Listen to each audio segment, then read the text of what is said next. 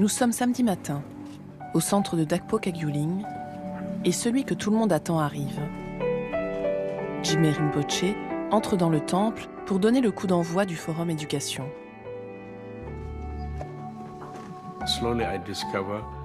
Peu à peu, j'ai découvert qu'il y avait quelque chose d'important concernant l'enfance. Parce que ce que vous comprenez durant votre enfance peut vous aider lorsque vous devenez adulte. J'ai donc décidé de proposer à ces adolescents ce forum dans les années 80, plus précisément en 1988-89. Nous avons donc commencé en testant la manière dont les enfants comprenaient le sens des enseignements bouddhistes. Et alors, j'ai réalisé qu'ils le comprenaient très bien, car leur esprit est frais, pas encore pollué par un trop-plein d'informations. Et à partir de là, ils comprennent très bien le sens des enseignements bouddhistes. Depuis, les parents et les enfants ont tous apprécié ces rencontres. Voilà pourquoi nous les avons continuées jusqu'à présent. Bienvenue à tous. Je suis ravi de vous retrouver ici, les parents et les enfants ensemble. Le forum où se rencontrent les générations a été construit dans l'idée que tout le monde puisse participer. Ça va de 7-8 ans jusqu'à 70 ans. Donc le premier principe, c'est que tout le monde trouve des ressources et de la nourriture. En termes de réflexion, mais aussi émotionnellement, personnellement. En termes d'outils également. Donc, sur cette base-là, on sait qu'on va s'inspirer de l'enseignement du Bouddha.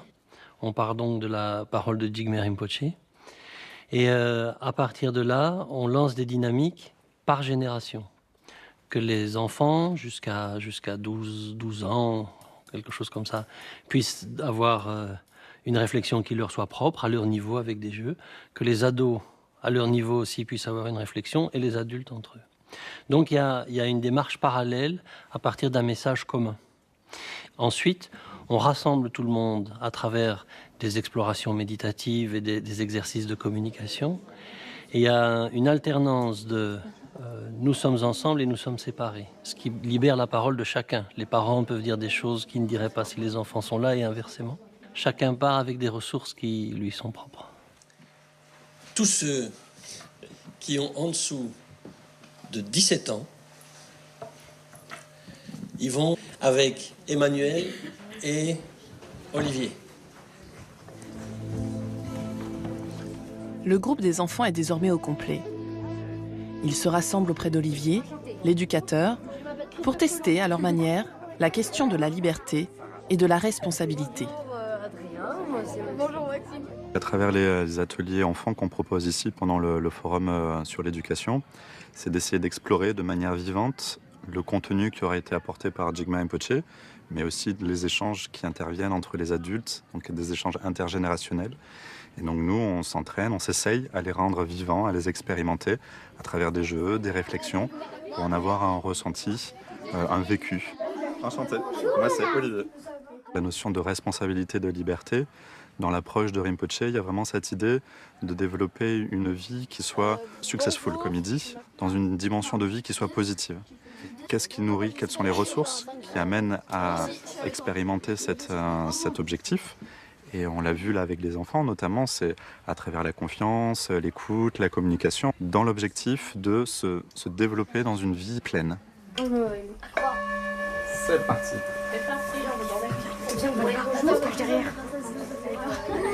On a le droit de les enlever genre... Non, ça fait partie de l'exercice, tu peux pas. Alors, Les poignets liés, les enfants doivent accomplir un parcours semé d'embûches avec un maître mot, solidarité.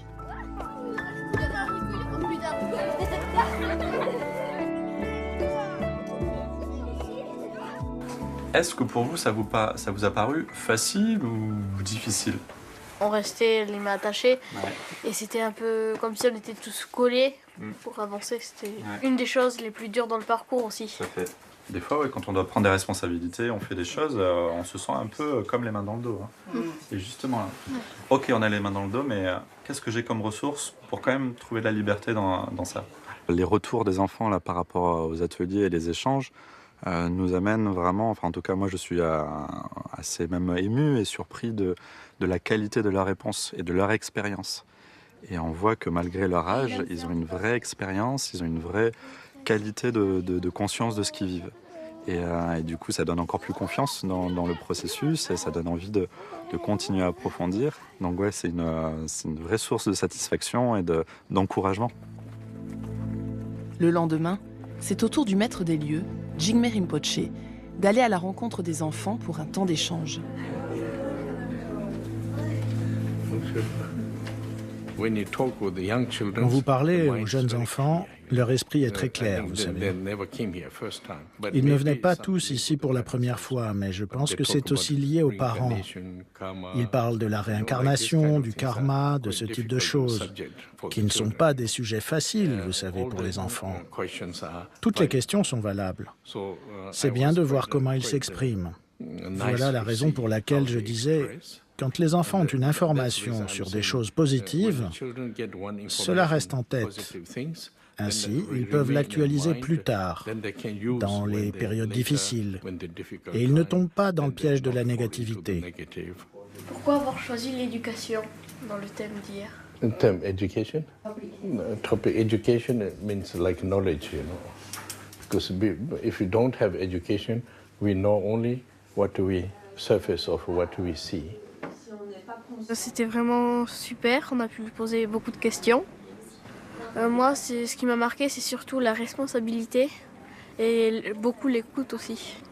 Moi, j'essaye plus d'appliquer les choses qui ont été dites pendant les enseignements. J'essaye d'appliquer ce qu'il a dit. Il a aussi parlé de faire beaucoup de pratiques de Chenrezi sur la compassion et du coup, chez nous, on fait beaucoup la pratique de Chenrezi. C'est une pratique qu'on fait où on chante et après on récite des mantras et ça fait accumuler de la compassion. Je prends toujours soin des tout petits, car d'après mon expérience, ils ont un esprit très intelligent. Ils ne reçoivent pas autant d'informations que les adultes. La façon dont ils perçoivent les choses est très claire. Et pour moi, c'est merveilleux de voir toutes ces réactions.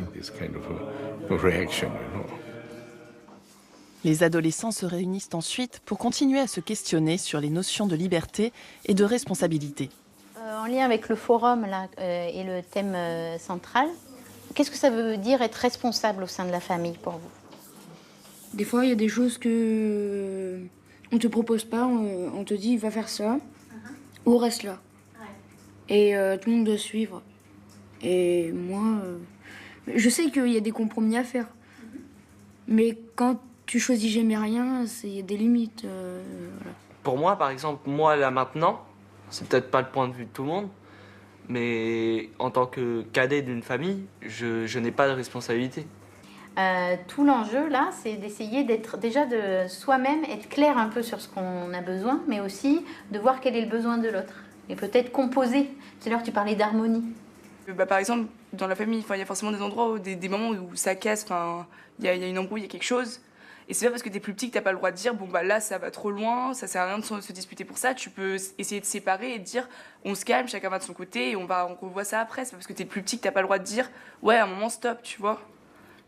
Le principe de base sur lequel en fait je m'appuie, c'est de considérer que l'adolescence c'est pas une crise comme on l'entend souvent, mais que c'est plutôt une période dans laquelle il y a beaucoup d'opportunités. Il y a beaucoup d'intelligence, de clarté.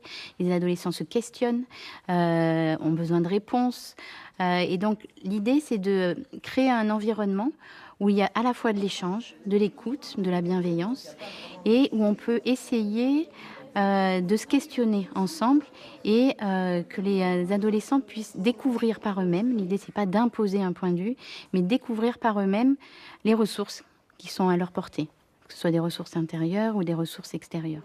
Amener peut-être quelques clés pour la vie de tous les jours, en fait.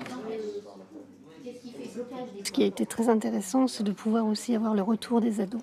Souvent, je trouve qu'en tant que parent, on ne leur demande pas assez ce qu'ils ressentent. Et là, le temps était donné pour. Le problème essentiel dans la vie de famille, c'est de ne pas oser se dire les choses. À cause de ça, il y a beaucoup de problèmes dans la famille. La peur de dire les choses et personne pour le faire. Ceci développe des problèmes et alors les conflits arrivent. Voilà pourquoi, pendant l'enfance, ils peuvent apprendre à dire les choses de manière douce et gentille. L'idée est d'aider les parents et leurs propres frères et sœurs pour pouvoir dire les choses ouvertement. Ils apprennent aussi comment écouter.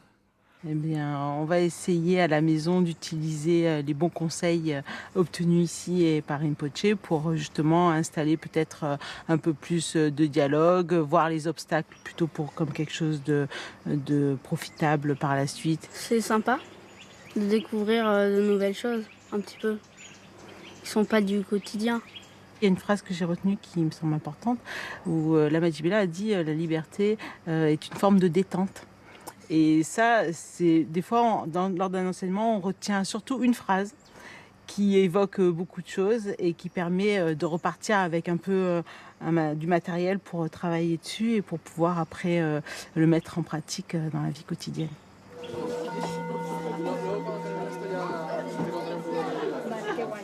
Ce qui m'a le plus interpellé dans ce séminaire, c'est d'abord, de la part de Jigme Rinpoche, le fait qu'il ne donne pas des recettes abouties, mais qu'il partage avec les participants des ressources qui vont leur permettre de trouver par eux-mêmes ce qui peut être bénéfique dans leur relation éducative. L'autre chose, c'est on demande quand même un certain investissement. Les stagiaires qui viennent s'impliquent dans des exercices, dans des échanges, et je suis toujours étonné de la confiance qui est présente et comment à un certain moment le partage se fait à 100 comme il se ferait à 10. Il y a une parole qui circule et qui est une parole de confiance, et ça en soi c'est une ressource. Je trouve ça très, très touchant, très riche. C'est la fin du séminaire. Le week-end s'achève par une séance de méditation pour tous, petits et grands. Et on va s'accorder chacun un temps de pause avec soi-même et développer ce regard intérieur.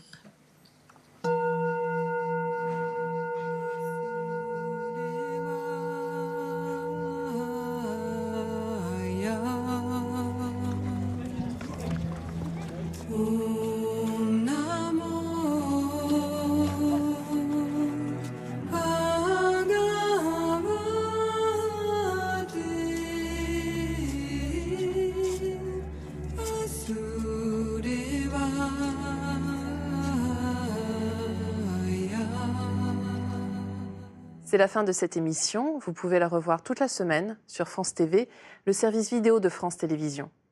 Toute l'équipe de Sagesse Bouddhiste se joint à moi pour vous souhaiter à nouveau une merveilleuse année 2019.